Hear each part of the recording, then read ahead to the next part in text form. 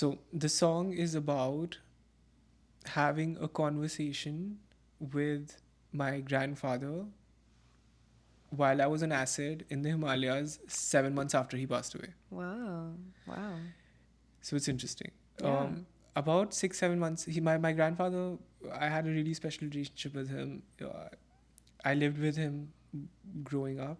Like, we lived in a joint family. It was me, my brother, my parents, and my grandparents. We lived in one house. So, like,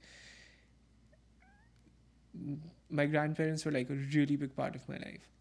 And my grandfather passed away in the middle of COVID, not from COVID, um, from just age, I Mm-hmm. guess. He was 85, 84, 85, I think, when he passed away. Um, and I, I did not have like a crazy, strange, huge reaction to him passing away, which I was very surprised by. Um, like Like he in had been, terms of grief? yeah, in terms of grief, like Mm. he had been sick for a while, Mm-hmm. and like I could see that like it's gonna Mm. happen. So like So probably, you probably were already kind of accepting. yeah, like 6 7 months after he passed away, um, the situation with COVID had relaxed a little bit, and me and some of my friends, we planned a trip to Spiti Valley, which is like this beautiful place in the Himalayas where I recommend everyone should go. Mm. If you're going to India, Spiti Valley, go to Spiti Valley. Go to It's a Spiti little Valley. bit, yeah, it's gonna be like a hectic trip, not gonna lie, but like it's gonna be worth it. It's beautiful. And we were there and we decided to like take some acid, as you do in the Himalayas. Just a little Himalayas. bit. Just a little bit acid. Himalayas, not Himalayas. Okay, Himalaya Parvat. Um, but yeah, we were in Spiti Valley and we took some acid, and just when it was like about to peak, as they call it, um, I got a little restless, and so I like obviously I put my headphones on. That's what you do. And I was just lying down in my room by myself, and I was listening to "Thinking of a Place" by War on Drugs, and I was just trying to heal my relationship with myself, whatever that means. Um, and then suddenly I just like felt this really strong energy, and the next song came up, which was "See You Soon" by Coldplay, and I just kind of, so I always felt like I felt like my grandfather did like a lot for me, and I could never really like give back. Hmm. And in that moment, I just felt him telling me that it's okay, that I couldn't. Hmm. It's really crazy, I know. Well, I mean, was it like he appeared to you, or it was more like a feeling? It was more like a feeling. It felt like a conversation, but it was a feeling. It's hard to Right. explain when you're on acid. No, But that kind of makes sense. yeah, but I I can't really explain what it exactly was, Mm-hmm. but I felt this really strong emotion. I cried a lot, and I just Mm. like let go of like this really heavy weight that I was apparently holding on to, that I had no idea of. That you were I doing. wasn't aware. And you think it had Yeah. to do with the fact that you felt like he had given you a lot and you. Yeah, I felt as if he was telling me that it's okay, and I'm not supposed to let that hold myself back. Mm. Like, don't get in your way. That's the kind of, that was the whole gist of that acid trip. I feel like, don't Mm. get in your own way. Um, but yeah, so I fast forward to, I'm at Berkeley now. This happened in 2021. Mm-hmm. Yeah, this happened in 2021. He passed away in 2021 April, I think. In 2021 October is when we went on the road trip. Mm-hmm. Exactly 6 months. Um, and then I was in Berkeley 2023 fall. So it's like 2 years after that. Mm-hmm. And I wrote this for our songwriting class. We were supposed to like submit one song every week. Yeah.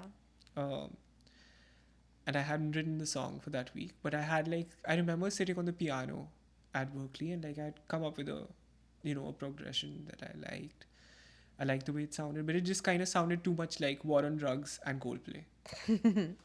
Okay. And I did not really, I didn't make much of it. But Okay. there was this section that sounded like War on Drugs, and there was this section that sounded like Coldplay.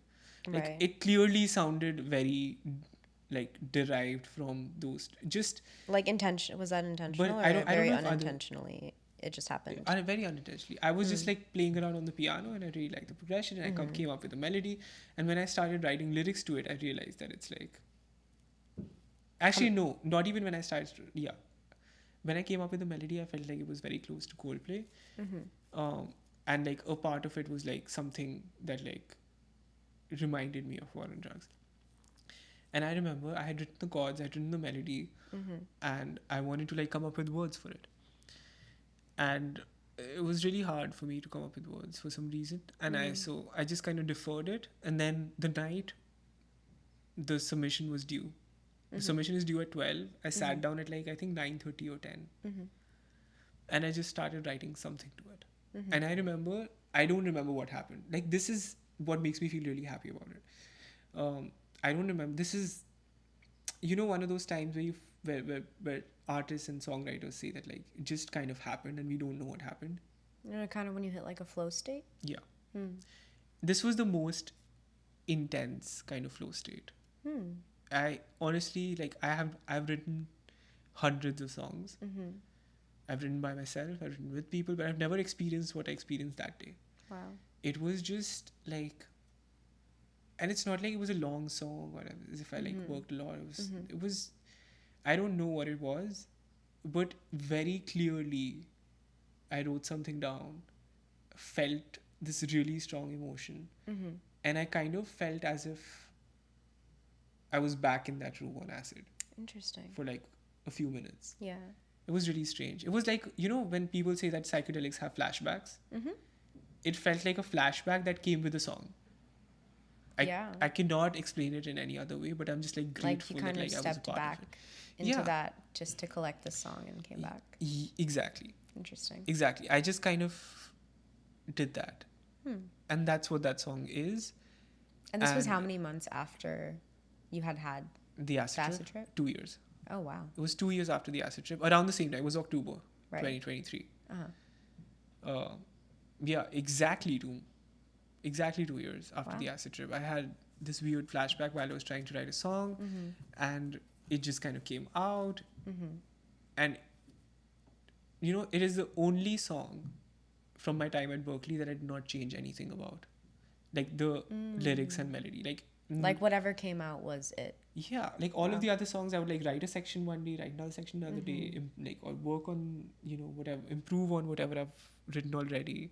Like tweak. Yeah, tweak, but you this didn't one, with this one just kind of happened on its own, and I didn't really change much about it. And when the time came to like submit the final production of the song, I also just kind of just did it in one day and just automatically happened. Like, this was the smoothest song to happen, and this was the one that Pat Patterson picked. Oh, wow. That's why I was like... And connects back to the John Mayer. Yes, so yes. This connects back to the John Mayer thing. Everything is connected. Everything is connected. So that's why I was going to play the other song, honestly, as my last song. I was not going to play this song. But like, after the John Mayer and Pat Patterson thing, I was like, this is it. You can't not say it. Yeah. So it was Hold On Faith. It sounds like it was kind of a perfect... It's songwriting experience for you. It just came. It was weird, honestly. It doesn't happen that easily that often, honestly. But when it does, it's very special, and that is why it made the list. Yeah. Super special song, Hold On Faith.